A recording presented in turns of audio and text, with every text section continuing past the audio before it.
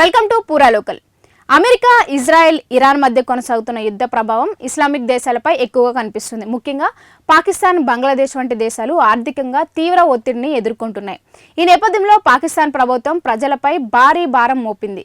అర్ధరాత్రి తీసుకున్న ఆకస్మిక నిర్ణయంతో పెట్రోల్, హైస్పీడ్ డీజిల్ ధరలను లీటర్కు 55 పాకిస్తానీ రూపాయల చొప్పున పెంచింది. ఇక పాకిస్తాన్ చరిత్రలో ఇంధన ధరలను ఒకేసారి ఇంత భారీగా పెంచడం ఇదే తొలిసారని విశ్లేషకులు చెబుతున్నారు.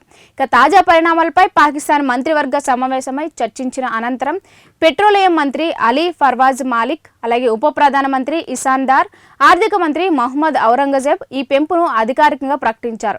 ఇక ఈ నిర్ణయంతో హైస్పీడ్ డీజిల్ ధర 280.86 నుంచి 335.86కు పెరిగింది.